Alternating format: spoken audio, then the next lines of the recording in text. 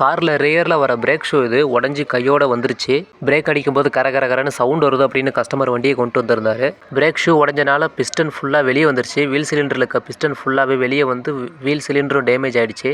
Brake shoe உடஞ்சிச்சு அப்படின்னா இந்த metal plate தான் வந்து உங்களுக்கு ட்ரம்மோட உரசி இந்த பேக்கில் இருக்க கார்டே பாருங்கள் ஃபுல்லாக தேஞ்சிருச்சு. இந்த வண்டியோட ட்ரம் இது உரசி அந்த மெட்டல் பிளேட்டோட உடஞ்சனாலும் பாருங்கள் ட்ரம்மு ஃபுல்லாகவே ஸ்டெப்பு விழுந்துருச்சு.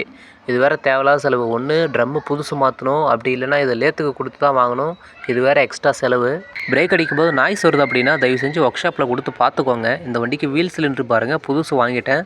2 சைடுமே புது வீல் சிலிண்டர் தான் மாற்றுறேன். 1 சைடு மட்டும் மாற்றக்கூடாது, மாற்றினா செட்டாக தான் மாற்றணும். இது வந்து 750 ரூபா கிட்ட வருது ஒரு வீல் சிலிண்டரு. தயவு செஞ்சு ஆஃப்டர் மார்க்கெட் வாங்காதீங்க, புதுசு வாங்கி போடுங்க. பிரேக் ஷூவுமே 2மே செட்டாக தான் வரும். 1 சைடு மட்டும் தனியாக மாற்ற முடியாது. இது ஒரு 850 ரூபா கிட்ட வருது. தயவு செஞ்சு ஓய் பார்ட்டாக வாங்கி போடுங்க, லோக்கலில் வாங்கி போடாதீங்க. அது எப்போ பிடுங்கிட்டு போகும்னு தெரியாது. அதுக்கப்புறம் நம்ம நடு ரோட்டில் தான் நிற்கணும், பார்த்துக்கோங்க. வண்டியில் ஏதாவது கம்ப்ளைண்ட்னா கொஞ்சம் பிஃபோராகவே வந்து செக் பண்ணிக்கோங்க.